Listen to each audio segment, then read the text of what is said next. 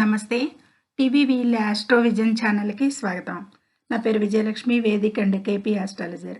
ఈ వీడియోలో 2026 సంవత్సరం జనవరి 27వ తేదీ మంగళవారం నాటి దిన ఫలితాలు.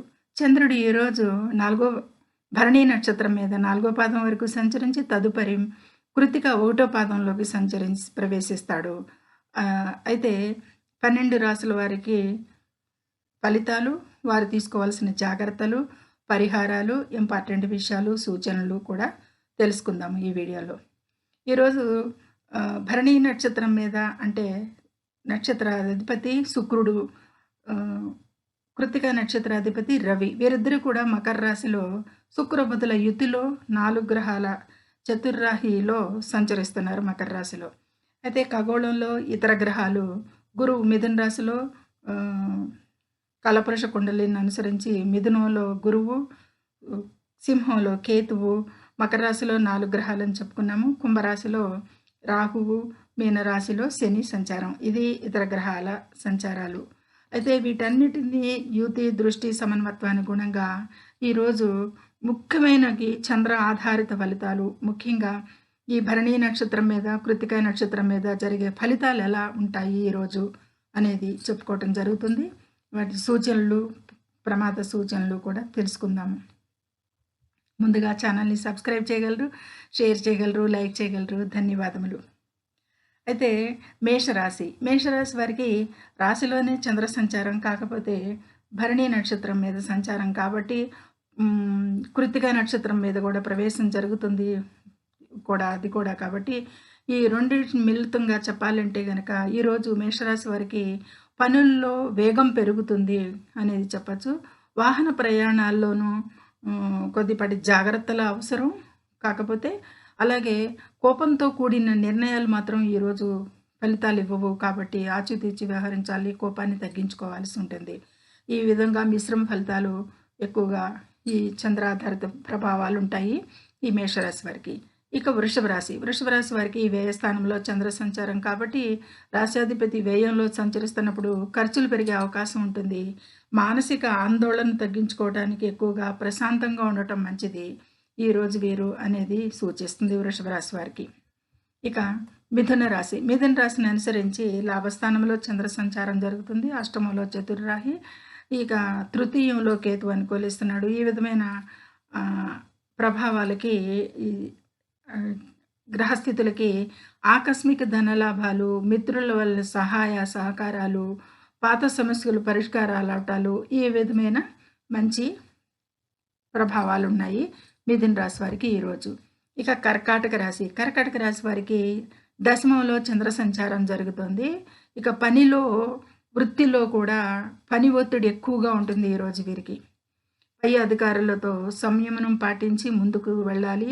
మీ పని మీరు చేసుకుంటూ వాదనలకు దిక్కుండా సహోద్యోగులతో, పై అధికారులతో కూడా ఈ విధమైన ఉద్యోగస్తులకి కొద్దిపాటి అననుకూలతలు ఉన్నాయి, జాగ్రత్తగా ఉండాలి.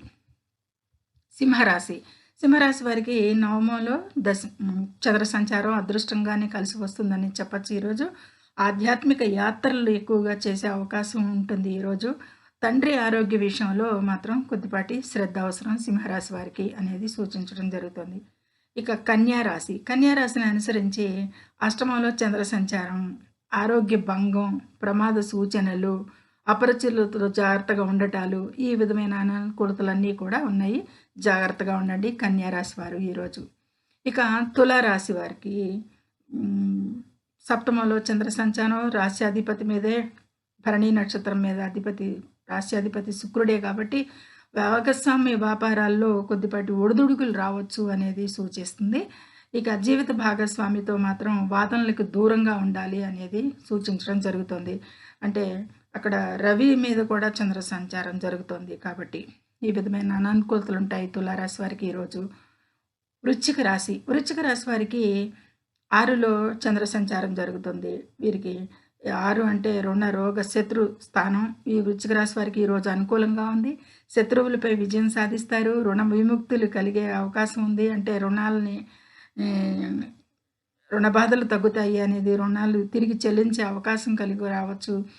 కాకపోతే కొద్దిపాటి నడుము నొప్పి వంటి సమస్యలు ఎదురవ్వచ్చు ఈరోజు. ఆరోగ్యరీత్యా కొద్దిపాటి శ్రద్ధ తీసుకోవాల్సి ఉంటుంది. ఇక ధనుసు రాశి. ధనుసు రాశి వారికి పంచమంలో చంద్ర సంచారం జరుగుతుంది. సంతాన విషయంలో జాగ్రత్త అవసరం కొద్దిపాటి. కొత్త పెట్టుబడులకి ఇది మంచి సమయం కాదు. ఆలోచించి నిర్ణయాలు తీసుకోవాల్సి ఉంటుంది. ధనుసు రాశి వారికి ఈ విధమైన అననుకూలతలున్నాయి ఈరోజు.